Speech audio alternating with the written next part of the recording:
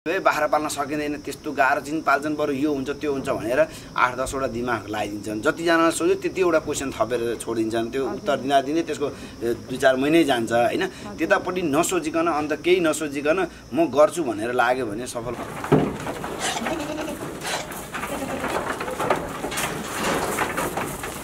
आउँछ अनि 12 बजेतिर यसो चाहिँ जंगलतिर लिएर जाने खोला बगरतिर अनि लिएर आएको नमस्कार मेरो नाम चाहिँ ओमरेङ्गी अमृत हो हाल अलिक कृषि पेशा भन्नुभयो धनबेसी नगरपालिका 8 मा चाहिँ बस्छु हजुर अब यतै आफ्नो माटोलाई सुहाउँदो काम गरेर बसिरहेको छु कति भयो यो बाख्रा पालन व्यवसाय सुरु गर्नु भएको चाहिँ ठ्याक्कै यो दशैंमा 1 वर्ष भएर यता आयो पहिला चाहिँ पाडा व्यवसाय गरिरहेको थिएँ अनि पारीपट्टि अलिकति घर अपाएको भएको हुनाले बाख्रामा चाहिँ आफ्नो घर नजिकै भयो भने आफूले हेर्न सजिलो हुन्छ भनेर अहिले चाहिँ बाख्रा व्यवसायमा चाहिँ 1 वर्ष भयो ठ्याक्कै 1 वर्ष भयो यो भन्दा अगाडि नि कृषि नै गर्नुहुन्छ यो भन्दा अगाडि नै कृषि नै गर्थे पाडा पालन गरेको थिएँ 100-150 वटा पाडा पालेर बसिरहेको थिएँ अनि त्यो पाडामा चाहिँ औषधि उपचारमा हरेक कुरामा समस्या भयो यो लकडाउनले गर्दाखेरि अलिकति समस्या आयो पाडामा दाना भुसा पुर्याउन नसके भएर त्यो चाहिँ सबै हटाइदिएर अहिले चाहिँ आफ्नै गाउँघरमै पाइने बाख्रा अहिले बाख्रा पालन व्यवसाय नै गर्छु भन्ने सोच चाहिँ कसरी आयो यहाँलाई कोही कसैले पालन गरेको देखेर या कसरी सुरु गर्नुभयो यो व्यवसाय केही पनि दिमाग घुम्दै जाँदाखेरि अब यो पाडा व्यवसाय गरिरहेको थिएँ योभन्दा सहज चाहिँ के चाहिँ होला भनेर यसो यो मोबाइलमा इन्टरनेट खोलेर हेर्दाखेरि युट्युबमा चाहिँ यसो उसो भन्ने भरमा चाहिँ लायो हो अब अलिअलि सिक्दैछु अलिअलि चाहिँ युट्युबमा लगभग युट्युबै हो हजुर हामीले हेऱ्यौँ धेरै राम्रो सुधारिएको गोठ बनाउनु भएको छ यो गोठ बनाउने आइडिया तरिका भनौँ न अझै हैन कसरी आयो कसरी सिक्नुभयो कि अरू जानेको मान्छेलाई लिएर आएर बनाउन लाउनु भएको कि हैन यो सबै मेरो आफ्नै दिमाग हो खास भनौँ न अब आफ्नै दिमाग भन्दा पनि केही कुरा हेरेर गर्यो केही कुरा पढेर गर्यो अब त्यही चाहिँ बाख्रा पाल्ने नै भन्ने योजना भइसकेपछि अब बाख्रालाई के चाहिँ आवश्यक पर्छ कस्तो खालको खोर आवश्यक पर्छ भन्ने सन्दर्भमा अब युट्युबहरू चाहिँ अब मिडियाहरू चाहिँ हेर्दै गयो खोज्दै गयो अब कोही चाहिँ साथीभाइसँग सल्लाह लियो कोही युट्युबमा लगभग चाहिँ यसै गरी नै हो भएको चाहिँ कति जति लगानी गर्नुभयो यो गोठ अनि अब बाख्रा पनि सुरुमा त लगानी राम्रै पर्छ कति जति भयो लगानी अहिलेसम्म लगभग अब अहिले टरो बनाउनलाई 8-8.5 लाख दाम खर्च गरेँ मैले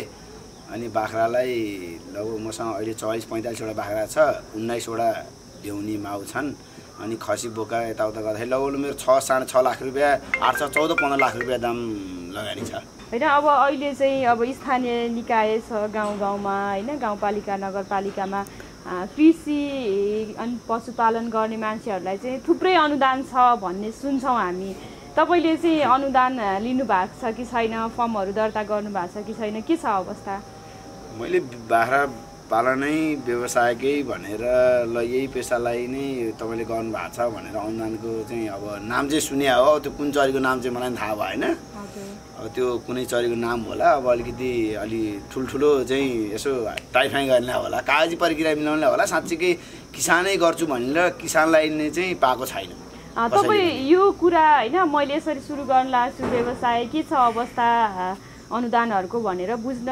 नगरपालिका जानु भएको छ एकदम मैले मेयर साहबलाई पनि भेटेर मैले यसरी गरेको यसरी बनाउँदै छु मलाई केही आर्थिक सहयोग अथवा कतै अरु कुनै माध्यमबाट केही सहयोग गर्न सकिन्छ भने अब उहाँले 2-4 महिनापछि आउनुस् यस्तो केही गरौँला भन्नुभयो फेरि 2-4 महिनापछि जाँदा पनि अब पाउनुस् कार्यक्रम सुरु हुँदैछ नि कार्यक्रम सुरु हुँदै अब काम चलिरहेछ यस्तै छ कृषि कर्मलाई चाहिँ मान्छेहरूले अलिकति तल्लो स्तरको पेशा भनेर लिने गरेको पनि पाइन्छ के तपाईलाई चाहिँ किन हो जस्तो लाग्छ यो हैन अब एउटा कुरो त अब कृषि पेशामा लाग्नेलाई सबैले छिछि दूर गर्नु त त्यो अब एउटा स्वाभाविक कुरा हो त्यो उनीहरुको आफ्नो पेशा अन्तर्गतको मेहनतै गर्ने मान्छेहरूले अब त्यही पेशा भनेर मरिमिटे गरेपछि अब त्यसले भकारो सोर्छ अब हरेक बाख्रालाई पुँडो दिन्छ हरेक दिन उसले भने जस्तो लुगा फाटो लाएर हिँड्न सक्दैन त्यहाँमाथि त्यो कृषि कर्मै गर्नेहरुको धेरै साथीभाइ हुँदैन साथीभाइ नहुने बित्तिकै अब उ त्यो झाम्रे झुम्रे पारा म आफ्नो काममा मात्रै व्यस्त भइरहेपछि त सबैले यसो अलि हल्का अब कोही अतुर हालेर सेन्ड हालेर हिँड्नेसँग त त्यो कृषि पेशा गर्ने त सक्दैन नि अब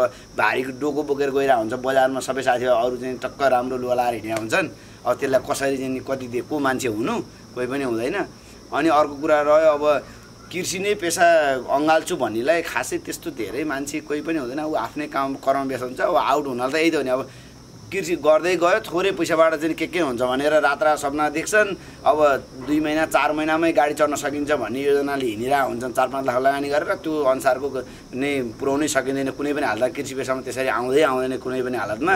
अब 10 रुपियाँ लगानी गर्यो भने 1 वर्षमा जम्मा 15 रुपियाँ कमाइ हुन्छ। अनि त्यो 10 रुपियाँ लगानी ठाउँमा 100 रुपियाँको लोभ गर्ने मान्छेहरू चाहिँ साइड लाग्छन्। अब बिस्तारै हुन्छ यस्तै हो भनेर गर्दै जाने मान्छेहरू अगाडि बढ्छन् जस्तो लाग्छ मलाई। तपाईँ आफैलाई चाहिँ एउटा कृषि कर्म गरिरहेको युवा कृषकको हिसाबले हेर्दाखेरि कृषि पेसा कतिको चुनौतीपूर्ण र कतिको सम्भावना छ लगातार गरिरहने निरन्तरता दिइरहने मान्छेहरूको लागि? निरन्तरता दिइरहनलाई नै गाह्रो छ पहिला कुरो त। अब त्यसमै चाहिँ गर्नलाई एकदम गाह्रो छ। अब म भर्खर 1-1.5 वर्षको पिरियडमा अब 15-18वटाबाट सुरु गर्दाखेरि अहिले 44-45वटाको बिचमा आइपुग्दाखेरि मलाई त भर्खर 44-45वटा छ त मलाई गाह्रो छ भने चाहिँ त्यो अलिक धेरै गएन त अझै गाह्रो छ। एउटा कुरो के चाहिँ हो भने हामी जस्तो युवाले केही गर्छु भनेर साँच्चीकै गर्छु भने अगाडि बढ्नेलाई चाहिँ साइडबाट पुस गर्ने चाहिँ सरकार होस् स्थानीय निकाय होस् अथवा आफ्नो चाहिँ आफन्त हुन् होइन, तिनीहरूले अलिकति हल्का सपोर्ट गरिदियो भने अलिकति सहजताले चाहिँ काम गर्न सक्छन्। काम गर्छु नि भन्नेहरू अब पैसाको लागि चाहिँ म देखाउँछु खान्छु भन्ने त अब रातरात 2 चाडा ल्याउने देखाउने खाने त गइ नै राख्छन्। तर कामै गर्नको लागि चाहिँ साइडबाट चाहिँ अलिकति पुस भयो भने सपोर्ट चाहिँ एकदम बहुत सपोर्ट हुन्छ। हजुर तत्कालै चलाउने खेलाउने पैसा चाहिँ हुँदैन है? हुँदैन, त्यो वर्षमा एकचोटि देखिन्छ। वर्षमा अब दसैँ तिहारमा चाहिँ खसीहरू बेच्दाखेरि 2-4 लाख रुपियाँ दाम देखिने हो। न त त्यो वर्षभरि दुःख गरे हो नि त्यसमा त होइन। सफल त असफल भन्ने त नामै छैन मेरो लिस्टमा त। म जसरी पनि त्यसलाई चाहिँ मेरो अब अहिलेको यो पेसालाई चाहिँ मैले छोड्दिनँ।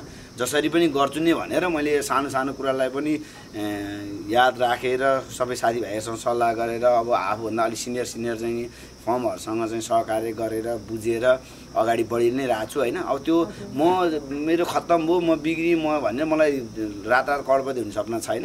मुख्य कुरो मेरो योजना भनेको 400-500 बाख्रा पुऱ्याएर राम्रो बाख्रा फर्ममा चाहिँ मासु जन्नेमा अरू पाठापाठी उत्पादन गरेर बेच्ने मेरो योजना छैन। वर्षको 1-1.5 खसी बेच्न सक्ने हैसियतमा चाहिँ पुग्छु म जसरी पुऱ्याउँछु भन्ने मेरो योजना छ। बजारहरू व्यवस्थापन गर्न चाहिँ कतिको सहज छ?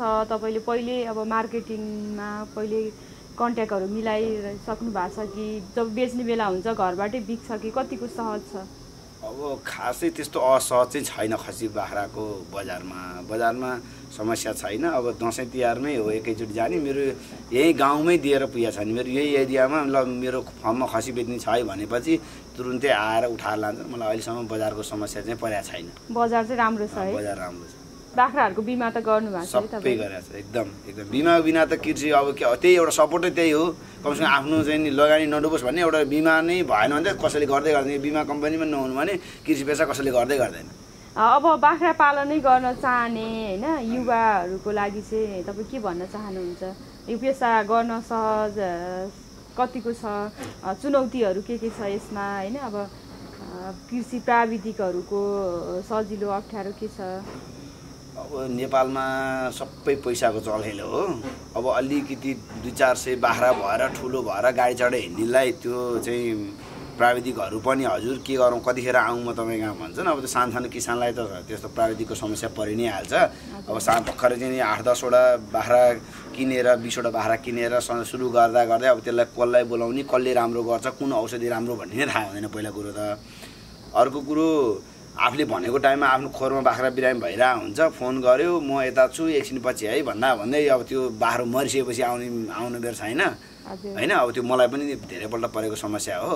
अब कति बाख्राहरू चराउन लिएर आएका ठाउँमा मर्छन्। अब त्यसले के खान्छ कस्तो खान्छ होइन।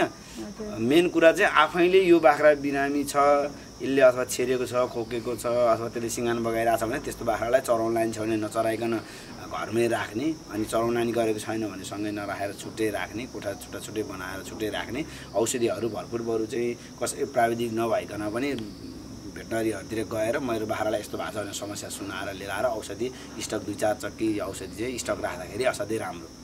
मैले आफै जाने हो आफै ल्याउने हो। अब कहिलेकाहीँ त्यस्तै ठुलै समस्या आइपर्यो भनेदेखि बोलाउँछु फोन गरेर 500 नाम लिन्छन्। आएपछि यहाँ आएको 500 लिन्छन्। अब औषधिहरूको छुट्टै दिएर पठाउने गरिरहेको छ।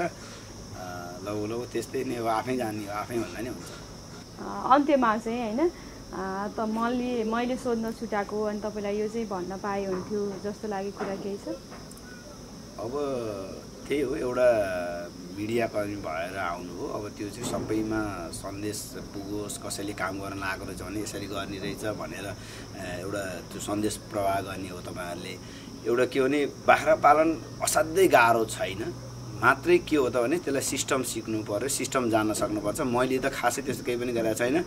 मुसुराको भुसा, परालको भुसाहरू खुवाउने, पराल झुन्डाइदिने, हरेक चिज खान्छ मेरो बाख्राले र सबैको खान्छ। मान्छेले भाइ बाख्रा पाल्न सकिँदैन, त्यस्तो गाह्रो चिज पाल्छन्, बरु यो हुन्छ त्यो हुन्छ भनेर 8-10वटा दिमाग लगाइदिन्छन्। जतिजनालाई सोध्यो त्यतिवटा क्वेसन थपेर छोडिदिन्छन्, त्यो उत्तर दिँदै त्यसको 2-4 महिनै जान्छ होइन।